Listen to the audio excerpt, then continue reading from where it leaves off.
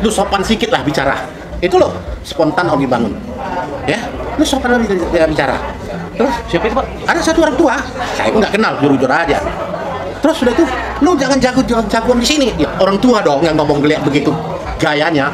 Hah? Apa itu? Ah, itu toh. Sudah begitu. Terus si Lian, nah inilah bahasa yang saya kemukakan, Anda yang menilai. Pribumi datang di sini habis kalian semua. Itulah yang namanya rasisnya. Mau jujur itu. Pak Riang yang saat kemarin tidak riang karena marah-marah dan juga berdebat dengan warganya ya. Secara logika orang nggak sekolah pun udah ngerti nih. Saluran air ya harus tempatnya air lewat. Nah itu. Jangan ditutupin. Nah, ini ditutupin. Nah kalau ditutup gimana nyedotnya? Sedangkan di Muara Karang itu cuma bergantung kepada rumah pompa. Wah ini sih maling teriak maling ini. Baru dibongkar sekarang Pak Kontrol nih. Kita punya kemarin-kemarin ditegur dia. Gila orang ini. Ini apa ini? Jual mati ini. Iya kita punya diarahkan, yang penting bisa buka Pak Kontrol, bisa diangkat. Ini mana gimana ngangkatnya nih? Yang buka tutup, Pak ya? Bukan tutup, kalau kita punya kan diarahkan itu buka tutup. Dia punya maling jual mati ini. Permanen ini. Yang pasti gini ya, saya harus yakinkan ini pada semua yang hadir nih ya. Merah putih saya, NKRI saya ya. Sebagai seorang RT, bangunlah komunikasi yang baik dengan warganya, bukan orang lain. Jangan dengan warganya, saya merah putih, berarti kamu bukan merah putih. Ini kan bahasa aneh. Dan terakhir nih ada wawancara dengan Uya Kuya nih, Pak. Tapi di sana terkandung beberapa keterangan yang tampaknya bertolak belakang. Gimana menurut Pak ini? Saya mengharapkan semua netizen jangan terlalu cepat mengambil suatu kesimpulan. Kalau mau datang, mau lihat, menyaksikan, silakan, saya ada di sini. Telepon saya aja. Ya, Pak Misa, selamat berjumpa. Pada saat ini saya sedang bersama Pak Edi Kusuma selaku Ketua Forum Warga Pluit yang tentu sudah berkiprah lama dan sudah dikenal luas oleh kalangan masyarakat di kawasan Pluit ini tentunya Pak ya. Pak Edi Kusuma, ini ada satu permasalahan yang memang sedang hangat-hangatnya di kawasan RT 011 RW 03 di mana seorang RT yang berkonflik dengan warganya, para pemilik usaha. Nah, bagaimana nih Pak dampak yang terjadi setelah beberapa minggu ini konflik tersebut masih terus berlangsung? Yang kemarin dianggap rupanya mengambil saluran air Bahu jalan. untuk jadi bahu jalan ya untuk bisnisnya. bisnisnya. Oke. Saya tidak menduga sampai sebesar ini viral-viral aja. Ya, dampaknya sangat besar sekali pengaruh terhadap masyarakat, baik itu yang namanya pedagang atau pengusaha maupun customer, Pelanggan, ya. Pelanggan. Sekarang ini di pasar atau namanya daerah kuliner Muara Karang Jack 4 ini sepi. Kenapa bisa sepi? Karena pedagang juga banyak yang tidak jualan. Akibatnya satu, tenaga kerja berkurang. Jadi terus terang aja, saya sebagai ketua forum warga memohon maaf kepada semua pihak, terutama kepada masyarakat Pluit, para pedagang, para pelanggan semua, ya, termasuk juga pelanggan dari luar Kelurahan Pluit yang banyak datang setiap Sabtu Minggu atas kejadian ini. Kejadian ini saya yakin tidak dihendaki oleh semua orang. Di awal cerita gitu ya. Iya. Jadi gini, sebenarnya saya kan bertindak itu atas nama saya selaku ketua RT. Iya. Jadi bukan saya bertindak atas nama pribadi saya, bukan. Oke. Jadi seorang RT itu kan harusnya kan memang kalau melihat ada sesuatu hal di lingkungan yang tidak baik kan, Iya. harus melakukan sesuatu dong. Iya. Kan gitu. Apalagi urusannya kepada lingkungan kan Iya. gitu kan. Tapi kejadian ini seperti bencana gitu. Dampaknya tentu mempengaruhi. Satu, dampak ekonomi. Jelas kejadian ini merusak upaya seperti contoh, pemerintah kan menginginkan apa? Roda ekonomi. Perekonomian itu meningkat setelah pandemi 19 ini. Itu yang utama. Selama pandemi banyak toko yang tutup. Ini baru mulai bangun, perbaiki, ya tak? Jadi kalau pertanyaan Pak Dian, gimana dampaknya? Dampaknya yang rugi siapa? Satu, pemerintah udah pasti PAD berkurang, perputaran ekonomi berkurang. Iya, iya. Itu namanya pengusaha atau pedagang penjual itu ya dah lagi mabuk sekarang mau cari dagang di mana. Ya.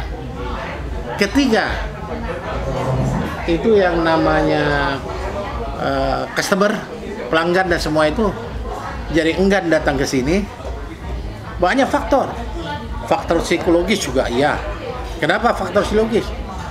Tiap hari masih ada mobil Satpol PP di sini. Itu sangat mempengaruhi, sehingga orang nggak datang. Banyak hal lah. Kalau dibilang dampaknya apa? Ya. Visi jelas tidak bersih lagi. Dagang kuliner itu mestinya tempatnya yang bersih. Ini berantakan ya? Ini berantakan. Ya dah, ya sayang sekali dan sangat disesalkan, bukan prihatin, sesalkan kejadian ini. Ya saya harap RT maupun pedagang-pedagang di sini, marilah kita duduk bersama semuanya. Kita selesai masalah ini dengan kekeluargaan, ketetanggaan. RW bukankah RW punya fungsi membangun suatu kekeluargaan yang musyawarah untuk mufakat? Kenapa harus viral? Memang itu menjadi sasaran utama. Iya. Apa nggak bisa diselesaikan dengan baik? Harusnya rukun ya? Harusnya bangun dong dari RT naik ke RW. Kalau nggak bisa lagi ya sudah serahkan ke lurah dan camat menyelesaikan masalah ini. Ini saya lihat tidak berperan. RT-nya nggak mau peran atau camatnya nggak mau peran, kita masih belum ngerti. Warga tentu menunggu, ya dah. Nah, viral, saya yakin maka yang jual bakmi mengerti masalah viral nggak viral, pasti mereka kalah, nggak seimbang jadi beritanya. Kadang-kadang saya melihat berita-berita ini agak aneh-aneh, yang benar jadi salah, yang salah jadi benar, ya dah. Maka saya prihatin, saya menyesalkan kejadian ini. Saya kira gitu. Ya, baik Pak Edi. Kemudian menyangkut apa yang dimaksud dengan pelanggaran oleh Pak RT ini kan terkait dengan saluran dan depannya itu. Jadi sebenarnya gimana Pak duduk persoalannya sih? Membangun di saluran air dan bahu jalan. Ada berapa orang nih warga yang bangun? Waktu itu belum banyak sih, sekitar 2 atau 3 ruko aja. Oke. Nah, setelah itu saya coba melaporkan itu secara tertulis kepada Lurah Pluit. Oke. Tertulis tuh saya bikin. Lalu saya tembuskan juga ke Kecamatan Penjaringan. Pak RT kan fungsinya RT. Ya. Dia ngerti peraturan nggak? Itu dulu. Wewenang dia nggak dulu? Itu dulu. Masyarakat, dia jual sana. Dia tahu nggak peraturan? Ini kan perlu pencerahan dari pihak-pihak tertentu dulu. Bukan langsung di viral. Saya yakin warga di sini, penduduk sini, saya katakan penduduk sesuai dengan Pergub 22 tahun 22. Yang ada di sini semua itu adalah penduduk warga tetangga. Ya tahu? Bukan warga RT, tapi penduduk RT. Mereka adalah orang sini, walaupun tidak terdaftar ya. Saya yakin mereka itu semua orang-orang yang patuh dan taat hukum. Jadi mengenai saluran, bodoh semangat kalau warga atau pedagang di sini membuang puing ke dalam got. Bodoh banget itu ceritanya. Apa ada benar? Jangan di media, saya ada bukti. Buktikanlah di mana. Saya dapat kiriman dari warga yang membuang puing itu adalah disaksikan oleh RT. Disaksikan oleh RT, puing itu dibuang, yaitu rumah yang Jack 1, yang aroma itu ada. Ya, tapi jangan menganggap penduduk warga itu membuang puing menutupi saluran. Bodoh banget itu. Kalau saluran jalan busuk, bau, apa orang mau belanja di sini? Iya. Mau makan di sini, nggak logika. Tersumbat ya Pak? Tersumbat. Jadi saya bilang, bicaralah Pak RT yang jujur. Kalau nggak ngerti, tanya saya Edi Kusuma. Saya kan yang dituakan selalu oleh Pak RT, ya toh. Saya akan jelaskan. Nah, masalah got ada di depan ruko. Memang dulu peraturannya tak ada, saya mengatur itu. Hanya sesuai dengan rencana tata ruang yang dibuat oleh developer. Untuk diketahui mengenai GSB itu baru kita miliki tahun 2002. Sedangkan ini dibangun tahun 81-82. 83 saya di sini. Ya, jadi ini ada miskomunikasi antara RT dengan warga sini. Yang disengaja tidak sengaja saya nggak menuduh begitu. Tapi jelas got itu nggak mungkin dibuang puing sehingga bisa ke jalan. Dan banyak saksi melihat got ditutup betul. Sebagian got ditutup, tapi setiap paling sedikit 3 meter ada satu bak kontrol. Bak kontrol yang dibikin baik sehingga tidak bau dan air jalan. Yang buka tutup lah ya? Buka tutup, kalau kita punya kan diarahkan dia kan buka tutup. Dia punya malah dicormati ini. Permanen ini. Kalau kotor gimana mau angkat sampahnya? Hah? Malah bilang apa kasih tahu kita 3 meter. Dia sendiri dicormati begini. Wah. Makanya jangan maling teriak maling. Sadar diri sendiri bersih baru bersihkan ini orang lain. Diri sendiri belum bersih mau bersihkan orang lain. Aduh. Banyak yang saksikan kan, semua tertawa. Media-media juga lihat. Tanya Bu, Aiman sendiri melihat jalan kok itu air. Nah, jadi kira-kira perlu dipahami oleh semua netizen. Saya berani mengatakan tidak ada orang yang menutup saluran, malah memperbaiki saluran. 5 bulan yang lalu baru semua dibuka kok. Kenapa pada saat itu diam-diam semua? Baru dibersihin juga. Setiap tahun 2 kali sampai 3 kali informasi yang saya dapat dari kantor kecamatan. Saya pernah tanya ini. Nah, masalah izin. Mereka tidak punya kewenangan, mereka tidak punya legalitas terhadap lahan negara itu. Namun demikian, saya peduli dengan apa? Dengan kondisi di lingkungannya. Lalu saya membangunlah itu prasarana untuk olahraga dan sudah tersedia. Masalah izin di depan Hidroko, saya ingatkan kawan-kawan, saya juga wartawan ya. Saya lahir dari wartawan. Ya toh, saya mohon masalah ini kita sama-sama jaga. Kondusif ya Pak? Kondusif. Saya tidak pernah mengatakan di luar ruko ini mempunyai izin dan tidak bisa dapat izin. Itu yang saya nyatakan. Tapi saya menjamin kepada semua pihak bahwa ruko ini ada izin. Ruko ini ada sertifikat. Saya tepis ini ngomongan yang menuduh saya mengatakan bahwa modifikasi depan ruko itu ada izin. Lillahi ta'ala. Saya tidak pernah mengatakan begitu. Yang saya katakan ruko ada izin. Kalau Anda memakai bahasa ruko tidak punya izin, ya silakan Anda. Kalau saya mengatakan ruko ada izin. Ruko itu mana? Ini yang dibangun tahun 80 sampai sekarang, 82 sampai sekarang. Itu ruko. Dan ruko ini dulu milik, ya, saya tegaskan kembali, ruko ini semua milik Badan Pengelolaan Lingkungan Pluit, BPL Pluit, bukan milik pedagang, bukan milik pengusaha di sini. Ruko ini adalah milik BPL Pluit yang disewa oleh siapa? Pedagang atau pengusaha. Kepada siapa dia sewa? Minta sewa dari yang namanya BPL Pluit, hingga BPL Pluit berganti nama menjadi PT Jakpro. Jadi bicara masalah izin. Yang depannya udah ada izin nggak izin? Saya yakin tidak bisa dapat izin. Kalau saya pelajari undang-undang, itu namanya GSB. GSB adalah lahan yang namanya zona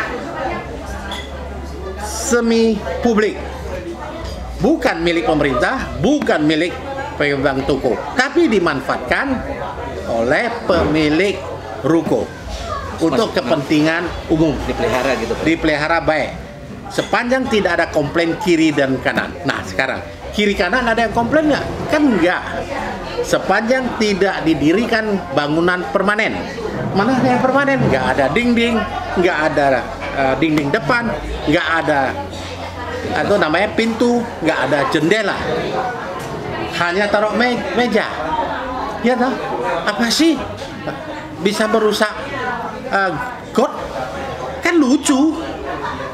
Kedua saya ingin tahu kan, OKOC malah membuat tempat dagang. Saya kasih contoh aja di Keluaran Pluit dulu. Satu yang sangat besar. Lihat SMK 56. Samping SMK 56 itu. Semua di atas got dibikin kios. Salah nggak itu? Pemerintah membuat kios di sana, UMKM. Nah, ini yang perlu diperhatikan. Dia katakan salah. Saya kira Pak RW jangan terlalu cepat menuduh Anda bukan badan peradilan. Pak RT maksudnya? Ya, Pak RT yang selalu menuduh langgar. Jangan dulu kalau langgar, ngadu dulu yang atas yang selesaikan. Nah, saya ingatkan juga kepada Pemda, jangan terlalu cepat mengambil sikap membongkar-bongkar. Ingat, keadilan dan kebenaran. Saya selalu minta juga Pemda, tolong buatkan tim independen untuk periksa ini semua. Kalau memang mereka itu salah, ya bangunan ini di tahun 80-an ya, saya akan bertanggung jawab meminta mereka mundur semuanya. Saya bertanggung jawab akan meminta ini. Tapi jangan ke orang RT ngomong langsung dibongkar. Itu sangat tidak layak. Dan benar nggak itu? Ada dasar hukumnya nggak? Hanya mengatakan rekontek. Apa itu rekontek? Rekontek itu di dalam hukum artinya tidak perlu melalui proses peradilan. Kalau di dalam hukum administratif itu namanya apa tuh? Gross akte. Tanpa proses pengadilan bisa di eksekutorial. Rekontek itu merupakan proses. Ada nggak rekontek itu demi keadilan berdasarkan ketuhanan yang Maha Esa? Itu rekontek. Pejabat harus ngerti undang-undang ajas pemerintah yang baik. Kalau terjadi pembongkaran tanpa memenuhi persyaratan, apa itu? Melanggar pasal 18 UU APB, Undang-Undang 30 tahun 2004. Ya, 2004. Kenapa? Melampaui wewenang. Sewenang-wenang. Melampaui wewenang, ya. Mencampur adukan wewenang sehingga menimbulkan kerugian pihak lain. Kalau sudah begitu gimana? ASN bisa dituntut, yang melakukan bisa dituntut. Nah itu saya minta tolong pemerintah dalam hal ini, lurah, camat, Pemkot sabar sedikit, bentuk tim dulu, saya tunggu timnya lah. Pak, artinya rekontek yang kemarin dipakai untuk melakukan penertiban ini kurang kuat atau gimana Pak? Menurut hukum tidak berlaku itu. Rekontek boleh melakukan eksekutorial, tetapi setelah mulai proses. Prosesnya mana? Pemakai ini panggil, peraturan ini. Semua bersama setuju? Teken, lapor ke wali kota, keluar surat perintah, peringatan 1, peringatan 2, peringatan 3. Ini tidak ada sama sekali, hanya ada apa? Himbauan. Himbauan itu apakah bisa laksanakan rekontek? Itu dong, pengadilan aja punya putusan tidak bisa dilaksanakan kalau tidak ada amaning. Amaning 1, amaning 2, amaning 3 langsung kerjakan. Setelah amaning ketiga, kalau tidak dilakukan, maka dieksekusi. Kita negara hukum, belajar hukum lah. Sebab Riang kan sudah jadi pengacara terakhir 5-10 tahun ini. Kalau dulu tidak, saya nggak tahu dia pengacara. Kalau saya sudah 43 tahun menjadi pengacara. Nah itu aja bedanya. Nah Pak, tapi kan akhirnya ini kan sudah dibongkar gitu Pak. Jadinya gimana tuh Pak? Ini pembongkaran, tinggal dua hal aja. Mau selesai kekeluargaan atau mau selesai secara hukum. Kalau mau selesaikan secara hukum, ini bisa dimajukan di pengadilan, ini juga bisa dimajukan ke ombudsman law, ya kan? Ini juga bisa dituntut orang-orang yang berperan di dalam hal ini melanggar undang-undang ajas pemerintah yang baik. Undang-Undang 30 tahun 2004. Berarti artinya juga termasuk orang-orang yang dimaksud tadi pemerintah yang melakukan pembongkaran Ya, gitu, Pak? iya. Tapi saya yakin dan saya jamin tidak akan terjadi gitu. Karena ini urusan keluarga, rukun tetangga. Saya akan bicara kepada dua pihak, diam aja lah. Pelan-pelan menyelesaikannya. Jangan asik viral-viral aja. Maaf ya, saya ini bukan mau viral. Saya ini yang memberitahukan supaya ada pemberitaan yang seimbang, yang selama ini hanya RT, sehingga netizen bingung kok warga saya di sini itu berani-beranian melanggar hukum. Itu yang saya rasa nggak ada. Saya diminta, tidak minta, saya harus ikut dalam penyelesaian masalah ini. Karena saya ketua forum yang dibentuk sudah lama. Oke. Ya, jadi kaitannya pemirsa, Pak Edi ingin dalam kesempatan ini mengupayakan perdamaian sebenarnya. Oh iya. Tapi kan kemudian nih Pak, masih ada hal-hal yang dilakukan oleh pihak RT, dan terakhir nih ada wawancara dengan Uya Kuya nih Pak, suatu media sosial yang cukup banyak yang nonton. Jadi tapi di sana terkandung beberapa keterangan yang tampaknya bertolak belakang. Gimana menurut Pak Edi? Antara lain apa? Ya misalnya dikatakan soal Bang Selokan yang sudah itu.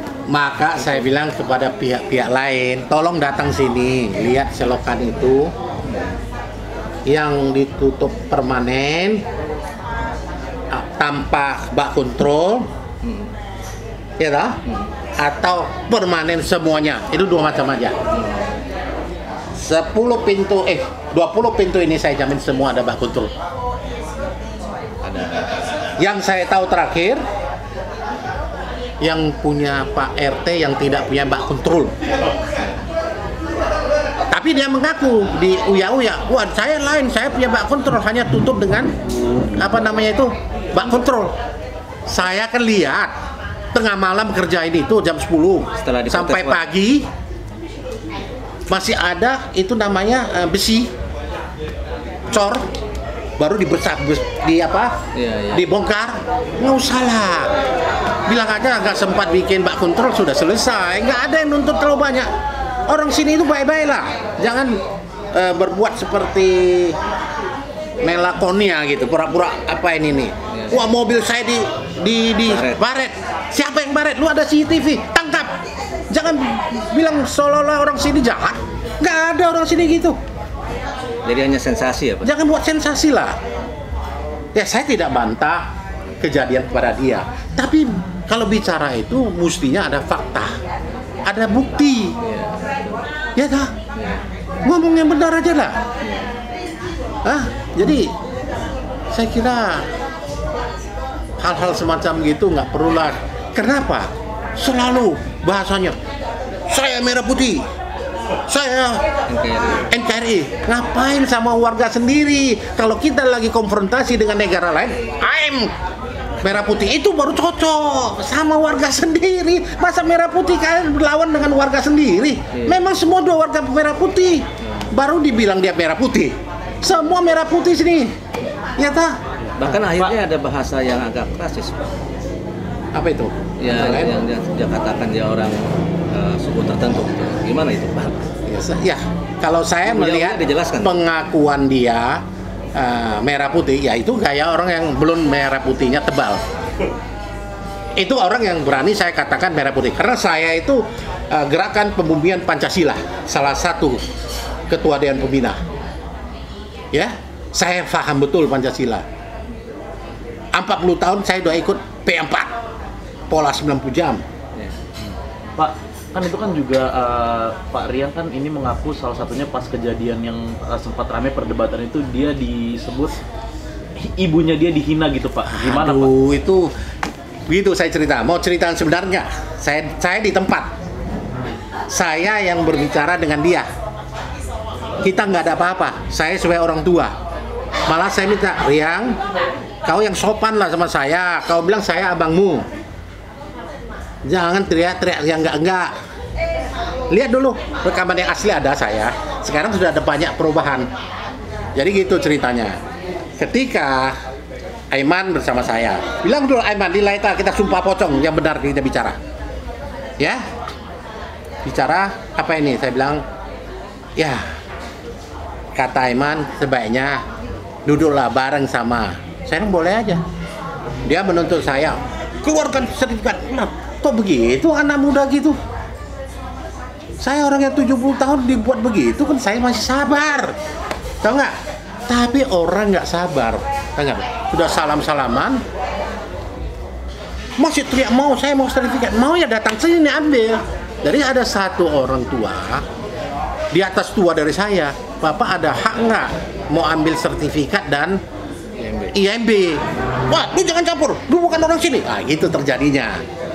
Terus Bapak itu juga ngomong, kalau kau keberatan, kau ngadu ke lurah dan ke camat. Lurah orang kamu, lurah kau punya, camat orang kamu, lu ya, karena mereka takut sama kamu. Ini bahasa-bahasa yang tidak baik, menghina aparat pemerintah. Ingat.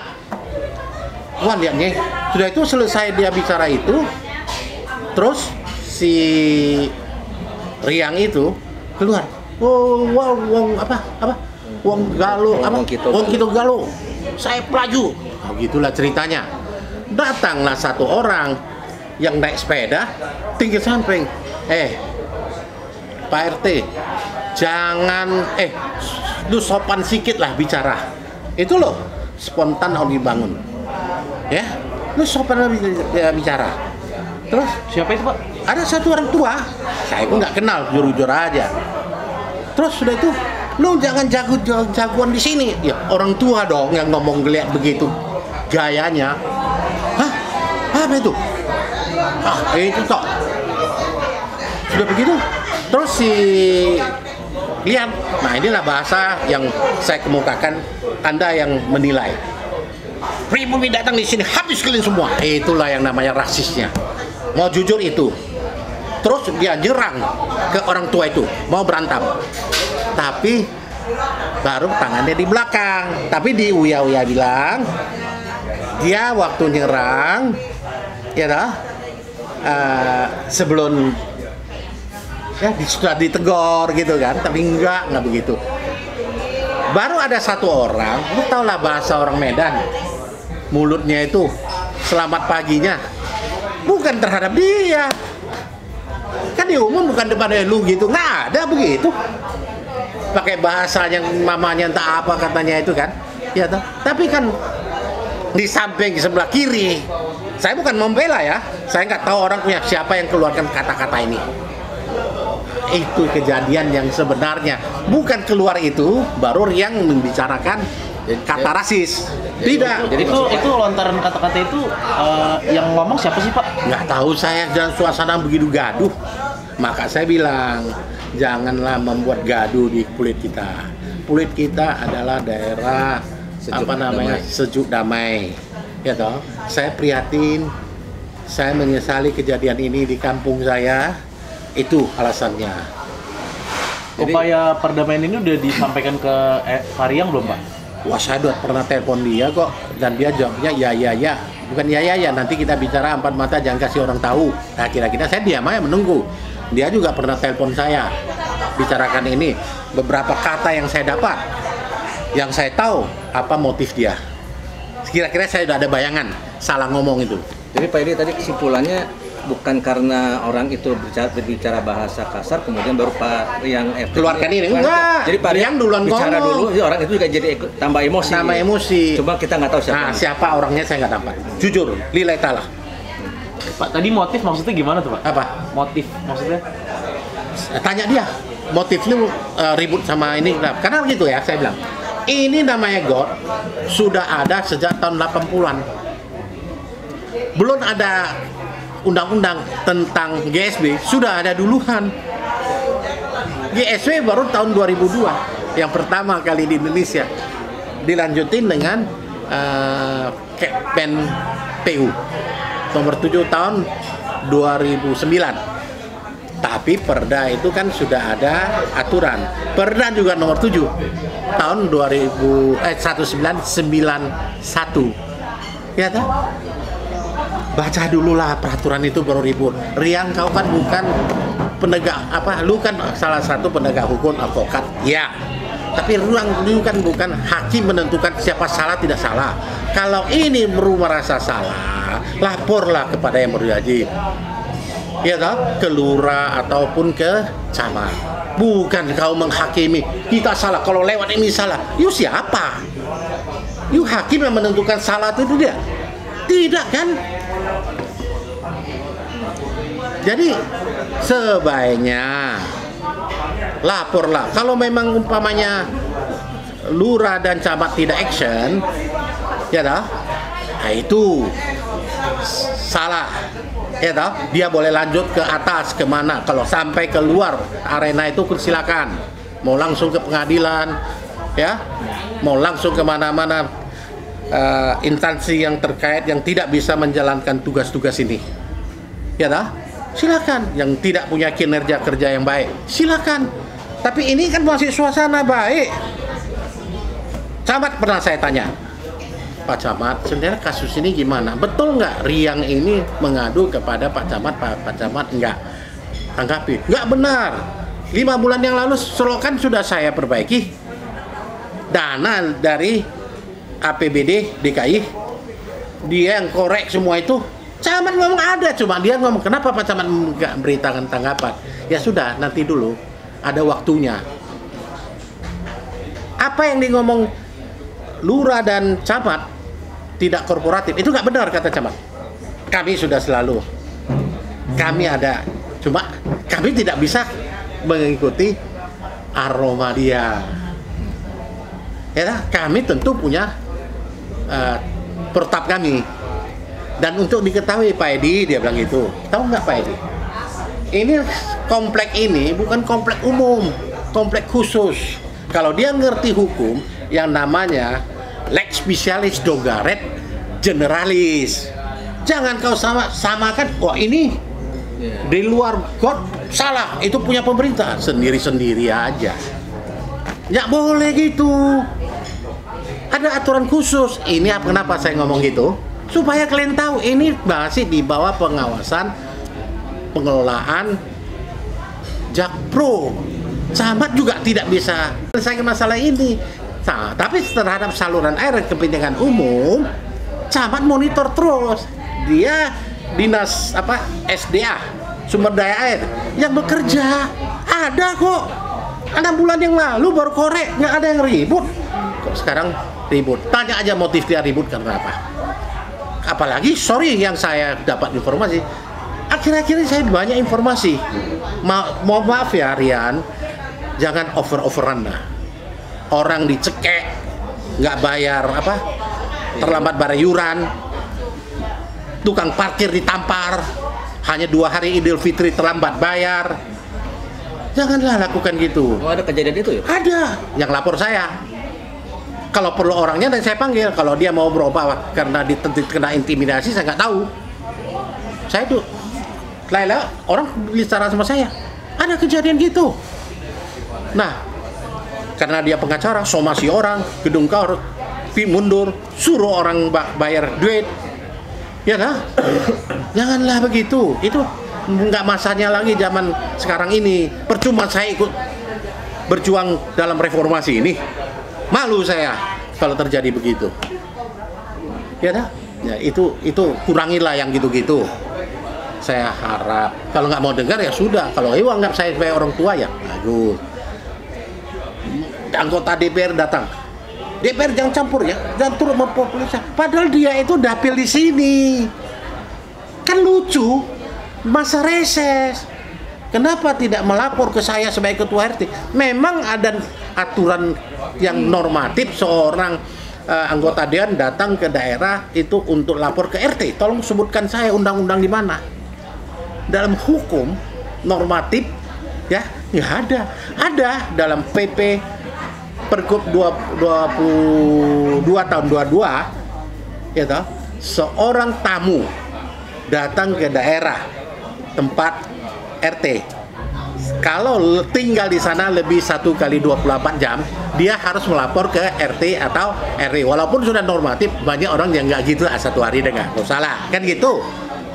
Ini orang datang ke pasar, bukan datang kemana, di pasar loh. pasar tempat umum. Dialog. Sama seperti presiden datang ke pasar. Harus lapor RT dulu. Aduh, malu saya. Adik saya begitu, malu saya. Ya sorry ya, saya bukan membuka borok-borok orang, enggak. Tapi keterlaluan. Ya? Ya. Nah, saya kira gitu. Ya pemirsa, kita sudah mendengar cukup banyak penjelasan dari Pak Edi yang tampaknya kadang berperan sebagai seorang tua yang ingin menasihati Pak RT yang masih generasi muda, dan juga beberapa hal secara teknis, kemudian secara pendekatan peraturan, dan juga ingin jadi juru damai siapa kelihatannya nih Pak ya, kalau sejauh mungkin bisa ya Pak ya. Ya saya terus terang aja jujur, saya sudah berusaha ini mau mediasi yang baik. Saya ngomong waktu pertemuan dengan saya telepon you, tujuan saya ada mediasi. Kebetulan saya seorang mediator bersertifikat. Oh saya juga, saya di 3 pengadilan. Sudah mau gitu mau ngomong apa? Sombong kali. Saya dia yang ucapkan itu di hadapan itu, itulah. Mungkin orang itu semua emosi dengar dia ngomong. Ya dah. Saya di Jakarta Pusat, Jakarta ini. Memang saya nggak tanya kamu itu kok. Terakhir Pak, mungkin ada himbauan buat netizen atau para pelanggan sini yang ketakutan datang. Ya. Bagaimana Pak? Saya mengharapkan semua netizen jangan terlalu cepat mengambil suatu kesimpulan.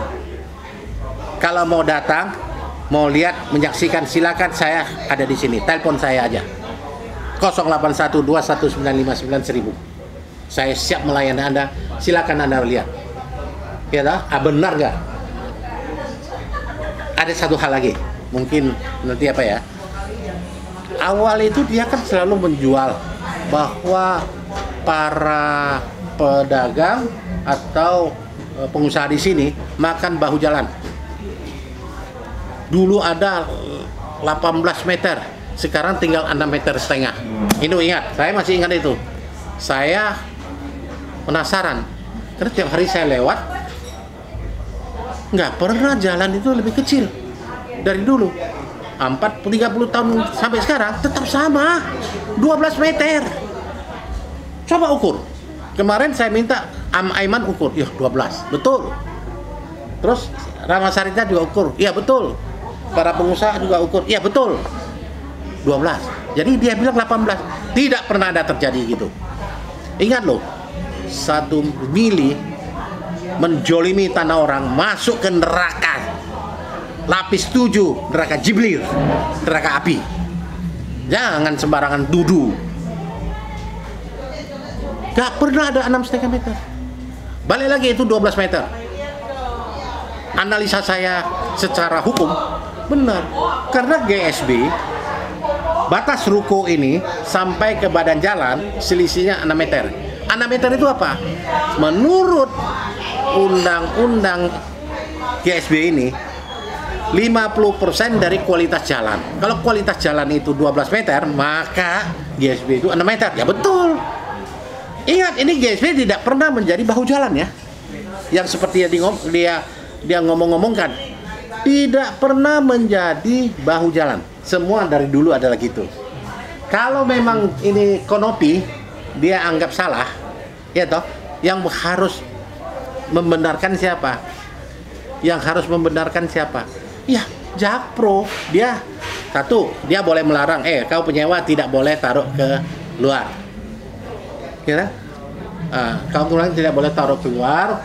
You harus bongkar ini. Kalau lu nggak bongkar, saya nggak sewa ke you. Kan bisa juga. Ya dah. Dia bilang sekarang baru bangun itu namanya konopi dan apa segala macam. Konopi juga tidak boleh. Kayak dia yang tahu peraturan itu, dia hakim gitu. Ya dah, enggak lah. Banyak loh. Kalau mau bongkar, peraturan itu bukan untuk individual ya. Peraturan itu berlaku untuk umum. Jalan raya Pluit itu, Muara Karang itu, semua juga makan GSB. Coba lihat Pluit Sakti, coba lihat Muara Karang Raya. Untuk diketahui, saya ukur yang namanya Muara Karang Raya. Tahu yang beraspal itu berapa meter? 12. Ini di dalam khusus sudah 12, begitu lebar jalan kita. Logis nggak? Makan badan jalan. Ngerti nggak yang namanya badan jalan? Saya perlu ingatkan, badan jalan pun bisa dipakai. Karena Undang-Undang 20 tahun 10, Permentri, badan jalan dibenarkan untuk dipakai asal meminta izin dari pemerintah daerah. Kalau pakai badan jalan kenapa? Minta izin. Dan ini kan tidak ada. Jadi jangan anggap itu orang kayak kalau sudah salah harus dipocong atau dipotong kepalanya, dipenggal. Nggak gitu dong. Sebagai seorang RT, bangunlah komunikasi yang baik dengan warganya, bukan orang lain. Jangan dengan warganya, saya merah putih, berarti kau bukan merah putih. Ini kan bahasa aneh. Apa yang kau sudah perbuat untuk merah putih? Lihat dong, saya juga mau tahu. Karena saya sudah berbuat, saya juga nggak berani ngomong saya merah putih aja.